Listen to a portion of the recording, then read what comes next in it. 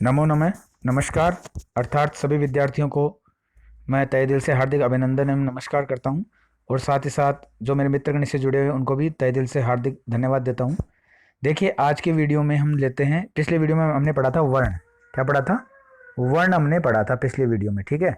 तो आज हम पढ़ते हैं पद, पद विचार। क्या पढ़ते हैं? पद विचार। देखिए, पद विचार है ना। देखिए, वर्गों से शब्द, ये वर्ग नहीं है, सॉरी वर्ण है। क्या है? वर्ण, ठीक है। वर्णों से शब्द और शब्दों से वाक्य बनता है। ये गलत छपा वर्ग, ठीक है। वर्णों से शब्द और शब्दों से वाक्य बनता है। वाक्य में प्रयुक्त होने वाला शब्द क्या कहलाता है? पद कहलाता है। क्या कहलाता है? पद कहलाता है। यथा, जैसे बालक क्या है? शब्द है, और बालक है क्या है? पद। देखिए, बालक सिंपल, राम क्या है? पद। राम क्या है? शब्द है, और राम में विसर्ग लग जाए क्या हो जाएगा? पद हो जाएगा, ठीक है। तो वाक्य में प्रयुक्त होने वाले पद कितने प्रकार के होते हैं? 5 प्रकार के होते हैं। कितने प्रकार के? 5 प्रकार के। पहला है संज्ञा। संज्ञा पद। देखो, संज्ञा आप सब जानते हो कि किसी भी वस्तु, व्यक्ति आदि के नाम को हम संज्ञा कहते हैं। आप हिंदी में पढ़ते हो, ठीक है। वही चीज यहाँ है। देखिए, बालक है, बालिका, वृक्ष है, लता, पुष्पम, ये आदि क्या है? संज्ञा है। इसी प्रकार देखिए, दूसरा है सर्वनाम। सर्वनाम क्या होता है? जैसे हम कहेंगे वह, तो से क्या है? सर्वनाम है। ता स्त्रीलिंग में वह है, और तत् नपुंसक लिंग में वह है। ये क्या सारे हैं? सर्वनाम पद है, ठीक है। तीसरा है विशेषण पद। क्या है? विशेषण पद। देखिए, यथा योग्य, योग्या, सुंदरम, ये तो पुल्लिंग है, ये स्त्रीलिंग है, नपुंसक लिंग। अभी बात करेंगे आगे, ठीक है, लिंगों की, ठीक है। ये तीनों, ये क्या है? विशेषण। जैसे हम कहेंगे कि दुष्ट रावण, तो रावण कैसा है? दुष्ट है, तो वो क्या है? विशेषण है। देखिए, क्रियापद।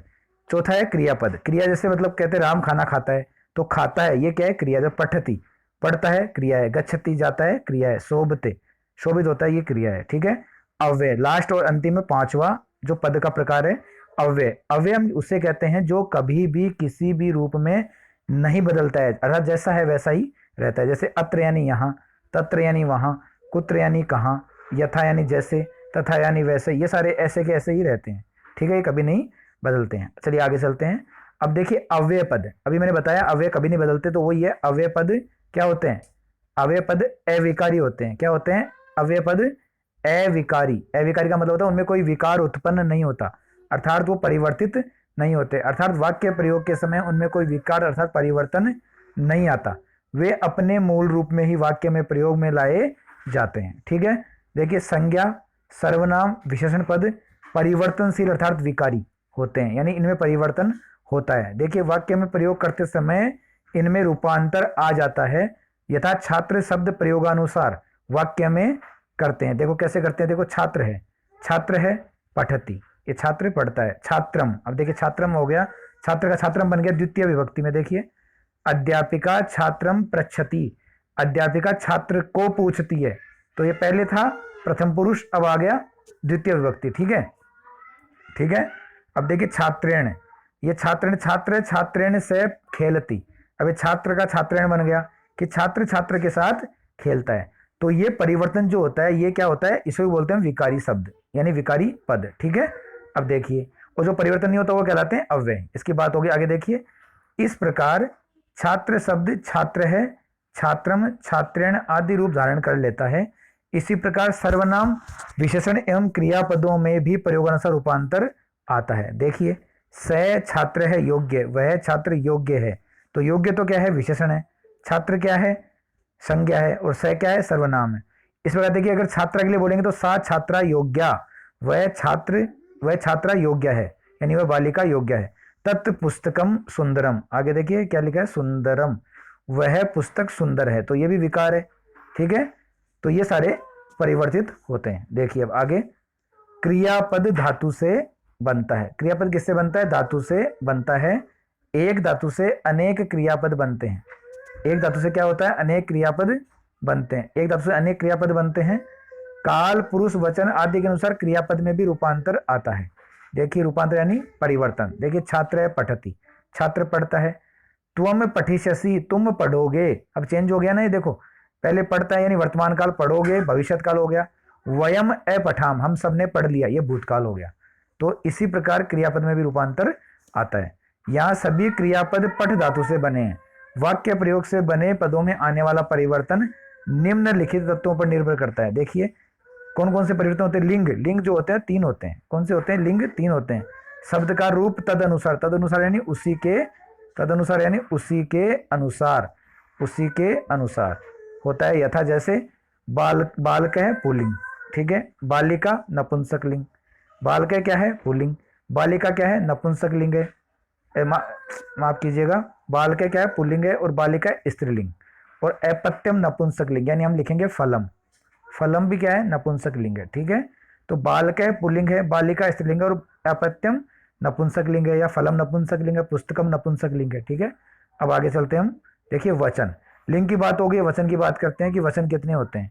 देखिए वचन भी कितने होते हैं, वचन भी 3 होते हैं। कितने होते हैं, 3 होते हैं वचन भी, वचन भी 3 होते हैं।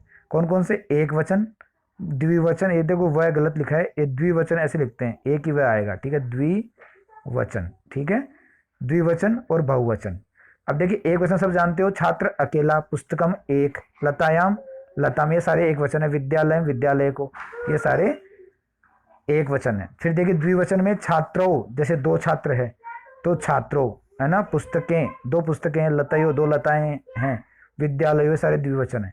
और बहुवचन में होगा छात्रहा, बहुत सारे छात्र, पुस्तकानी बहुत सारी पुस्तकें, लतासु लताओं में, बहुत सारे लताओं में, और विद्यालयान बहुत सारे विद्यालयों को, ये सारे क्या बहुवचन है। तो क्रियापद में वचनानुसार रूपांतर आता है। यथा बालक हसती, एक बालक हंसता है, बालका हसंती, सारे बालक हंसते हैं। इसी प्रकार देखिए पुरुष, पुरुष जो है वो पुरुष भी देखिए कितने होते हैं।